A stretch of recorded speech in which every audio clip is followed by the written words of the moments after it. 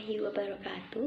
Di sini saya dari kelompok 4, Nafila Kaulia Mafiro, yang akan mempresentasikan tentang paradigma baru pendidikan Islam di era informasi. Yang akan saya jelaskan yaitu tentang materi pengertian paradigma pendidikan Islam. Kalian tahu tidak apa itu paradigma? Mari kita simak penjelasan dari pengertian paradigma.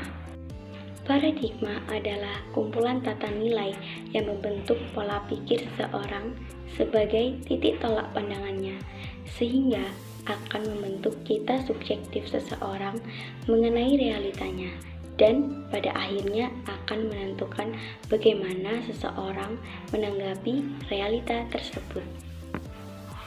Kemudian, menurut para ahli, yaitu Thomas Kuhn, berpendapat paradigma sebagai kerangka referensi atau pandangan dunia yang menjadi dasar keyakinan atau pijakan suatu teori.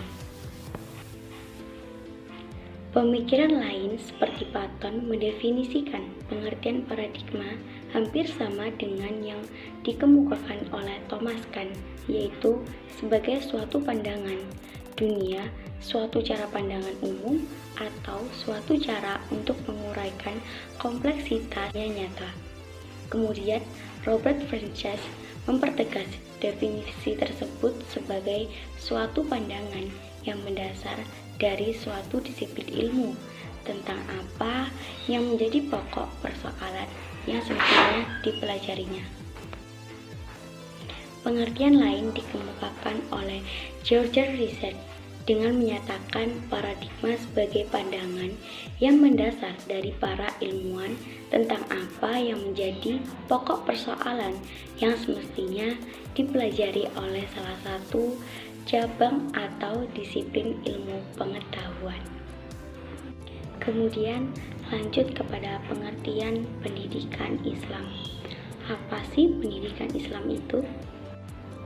Ada beberapa istilah bahasa Arab yang sering digunakan para pakar dalam memberikan definisi pendidikan Islam.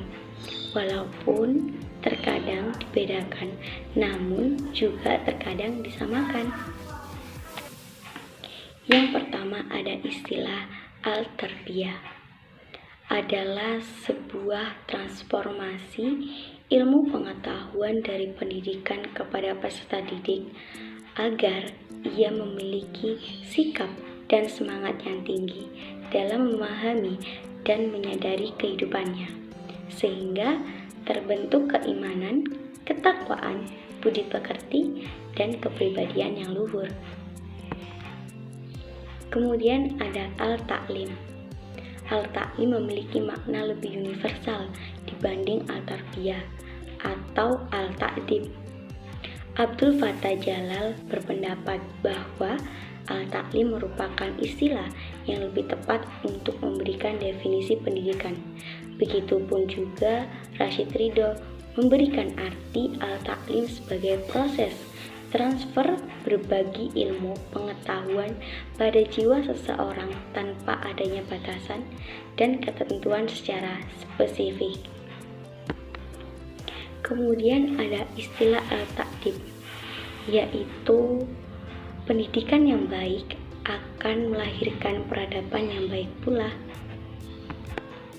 Kemudian berdasarkan beberapa pengertian yang sudah dijelaskan tadi, dapat disimpulkan bahwa pendidikan Islam adalah sebuah proses pemberian bimbingan yang dilakukan secara sadar.